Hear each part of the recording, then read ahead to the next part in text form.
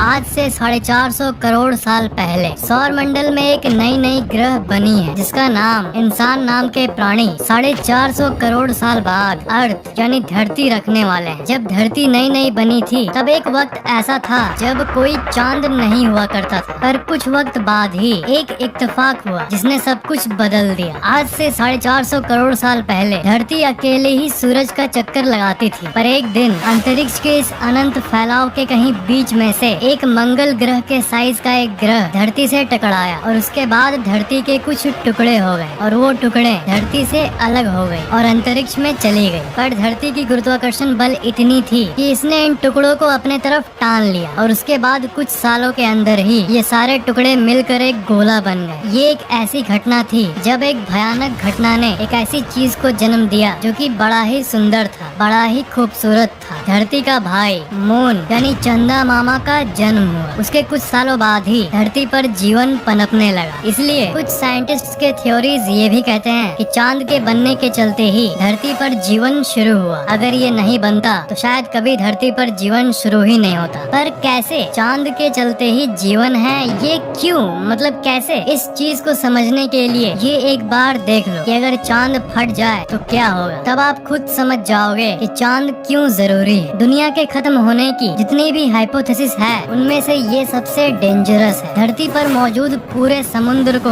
Actually चांद ही control करता है। चांद धरती के चारों तरफ घूमते घूमते धरती के समुद्र को अपने तरफ टानता है और इसी के चलते समुद्र में पानी बहुत ऊंची लेवल पर उठती है, इसे लहरें कहते हैं। और इसी गुरुत्वाकर्षण बल के चलते ही टाइड्स यानी समुद्री ज्वार उठते हैं। हम लोग हमेशा ये वीडियोस में देखते हैं कि समुद्र में ये लहरें होती है, पर हम लोग कभी ये नहीं सोचते कि ये लहरें आखिर उठते क्यों हैं। कई लोग सोचते हैं कि ये हवा के चलते होता है, तो आज आप जान लो कि ये हवा के चलते नहीं बल्कि यहाँ से करीब 3,84,400 किलोमीटर दूर अंतरिक्ष में मौजूद चांद के चलते होता है, जो धरती के समुद्र के पानी को ग्रेविटी की मदद से अपने तरफ खींचता है। एक्चुअली में सूरज भी अपने ग्रेविटी की मदद से पानी को अपने तरफ पुल करता है, पर क्योंकि सूरज धरती से बहुत दूर है इसलिए उससे ज्यादा फर्क नहीं पड़ता। चांद जितना धरती से दूर है सूरज उससे 400 गुना ज्यादा दूर है, इसलिए सूरज का साइज बड़ा होते हुए भी इतनी दूरी के चलते उसका प्रभाव कम पड़ता है। मतलब चांद और सूरज दोनों मिलकर धरती के पानी को अपने तरफ खींचते हैं। पर wait a minute, let's do an experiment. हम लोग इस सिस्टम से चांद को हटा देते हैं, मतलब अगर चांद ब्लास्ट हो जाए,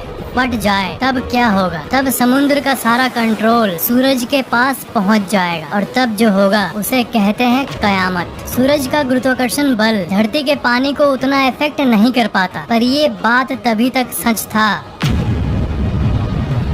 पर अब चांद फट गया है। धरती पर अचानक से ऊंची लहरें उठना शुरू हो गई। ऊंची मतलब बहुत ऊंची। सिर्फ 1 मिनट बाद ही दानव जैसे लहरें, सुनामी और टॉर्नेडो पूरी दुनिया की कोस्ट लाइन में आनी शुरू हो गई। सब लोग पैनिक में हैं। 5 मिनट बाद, सिर्फ 5 मिनट में ही धरती के जितने भी समुद्र तट हैं और धरती के जितने भी आइलैंड हैं सब पानी से पूरी तरह से ढक चुके हैं। समुद्री एरिया से जुड़ी हुई सारे जगहों के सारे लोग उनके शहर के अंत को देख रहे हैं। वो कयामत को अपने आँखों से देख रहे हैं। 1 घंटे बाद समुद्र के सामने वाली शहरें अब समुद्र के नीचे आ गई, पर अभी अचानक से ये सुनामी और हाहाकार शांत हो गई। मतलब पानी की लेवल ने अपने आप को बैलेंस कर लिया। तो इसका मतलब ये है कि चांद के गायब होने के बाद ये हाहाकार सिर्फ थोड़ी देर के लिए ही होगा, पर इस 1 घंटे की घटना के चलते ही धरती अब पहले जैसी बिल्कुल भी नहीं रहेगी। 24 घंटे बाद रात में चांद दिखता था जिस पर इंसान कभी ध्यान भी नहीं देते थे, पर अब जब चांद जा चुका है, पर अब जब चांद है ही नहीं तब लोग आसमान में चांद को ढूंढ रहे हैं। ये कहा जाता है ना कि जब कोई चीज चली जाती है तभी हमें उसकी वैल्यू पता चलती है। एक और बहुत ही भयंकर चीज हुई। आप सबको पता ही होगा कि जब चांद था तब धरती ऐसे 23.5 डिग्री पर घूमती थी, ऐसे टेढ़े एक्सिस में घूमती थी और चांद धरती को इस पोजीशन में होल्ड करता था। और अब जब चांद नहीं रहा इसलिए धरती एक्चुअली में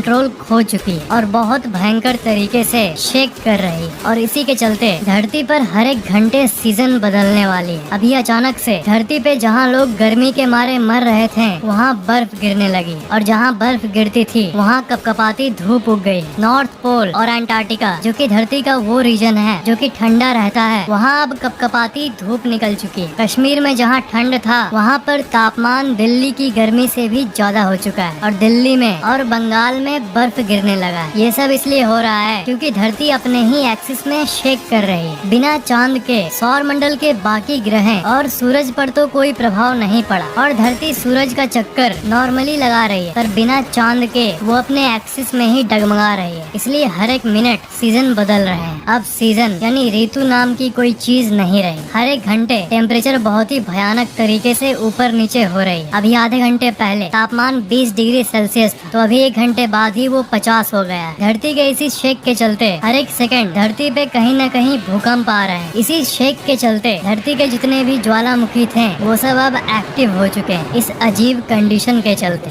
12 घंटे बाद अभी सुबह में टेम्परेचर 40 डिग्री था, पर रात को अचानक से टेम्परेचर 0 डिग्री सेल्सियस पहुंच चुका है। लोगों का फिल्टर का पानी, टैंक का पानी सब बर्फ में बदल चुका है। न्यूज चैनल्स में ये खबर आ गई है कि धरती की 700 करोड़ की आबादी में से लगभग 100 करोड़ लोग जो कि समुद्र के करीब वाले एरिया में रहते थे उनकी मौत हो चुकी है। मुझे ये बोलते हुए बहुत दुख हो रहा है कि भारत की समुद्र की कोस्ट लाइन भी अब पानी के अंदर आ चुकी है, जिसमें गोवा, मुंबई, कन्याकुमारी सब मौजूद थे और ये हमारे धरती की इतिहास की सबसे बड़ी घटना है। 5वां दिन बिना चांद के इस अजीब मौसम वाले दुनिया में लोग बड़ी ही तकलीफ में जी रहे हैं। हर एक घंटे में बहुत गर्मी होती है और दूसरे घंटे इतनी ठंड होती है कि पानी बर्फ में बदल जाती है। दुनिया के सारे सुनामी के चलते पानी के अंदर की जीवन पर भी बहुत बुरा प्रभाव पड़ा है और इसलिए समुद्र की मछलियाँ और बाकी जीव जिंदा नहीं रह पा रहे हैं। समुद्र में नए नए प्रकार के हाइब्रिड टाइप के दिखने वाले नए नए मछलियों का जन्म हो रहा है जो कि इस नई कंडीशन में जीने के लिए बने हैं। किसान अब खेत में अनाज नहीं उगा पा रहा है क्योंकि मौसम इस तरह बदल रहा है कि वो अनाज उगने ही नहीं दे रहा। इसलिए पूरे धरती में सिर्फ 5 दिनों में ही खाने की कमी होना शुरू हो गई क्योंकि लोगों को पता चल गया है कि ऐसी अवस्था में खाना अब सिर्फ साइंस की लेबोरेटरी में उगाया जा सकता है, जहाँ साइंटिस्ट टेक्नोलॉजी के जरिए आर्टिफिशियल मौसम बनाकर एग्रीकल्चर करेंगे। इसलिए खाने की प्राइस लगभग 100 गुना बढ़ चुकी है। लोग इस अजीब मौसम से बचने के लिए अंडरग्राउंड बेसमेंट बनवा रहे हैं।